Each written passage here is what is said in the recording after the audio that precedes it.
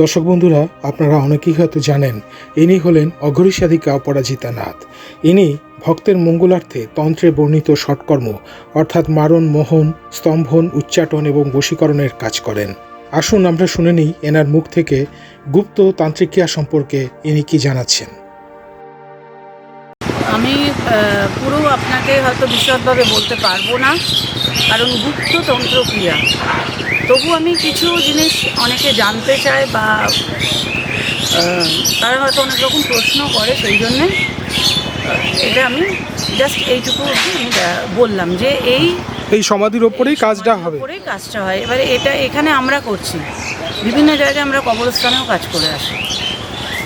সেটা বিভিন্ন জায়গায় যেরকম শ্মশান থাকবে, যে শ্মশানে যত ঊর্জা শক্তি, যে শ্মশানে যত বেশি তার সেখানে সেই সাধনার জায়গায় সিদ্ধিলাভ করেছে, যত তান্ত্রিক বলুন বা যারা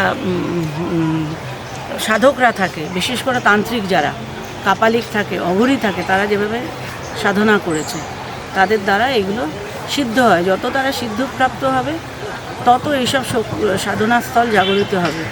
যেমন এই শ্মশান হলো বামদেবের শ্মশান। তার থেকে বড় কথা হলো এখানে বিভিন্ন ধরনের তান্ত্রিক সাধকরা এসে বিভিন্ন জায়গা থেকে এসে তারা সাধনার দ্বারা এমন কিছু জিনিস তারা পেয়েছেন, উপলব্ধি করেছেন, আত্মস্থ করেছেন বা রেখে গেছেন।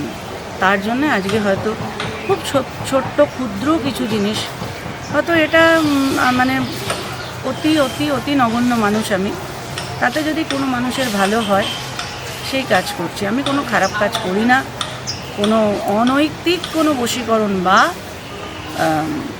আকর্ষণের কাজ আমি করি না। আজকে কি কাজ হবে? আজকে আকর্ষণের কাজ আছে। বিভিন্নভাবে স্বামী স্ত্রীর মধ্যখানে একজন ঢুকে পড়ছে, তার দ্বারা তারা ক্ষতিগ্রস্ত হচ্ছে, সেই কাজ আছে। রাতের দিকে আমার বিভিন্ন রকম ভৌতিক উপদ্রব করছে, সেই কাজ আছে। শারীরিক ক্ষতিগ্রস্ততা, বিভিন্ন কর্মে বাধা সৃষ্টি হচ্ছে, সেই কাজ আছে। লোকে ক্ষতি করে রেখেছে, ভূতপ্রেত সংক্রান্ত কাজ আছে। বিভিন্ন ধরনের কাজ বিকালে আছে, সন্ধ্যেবেলা।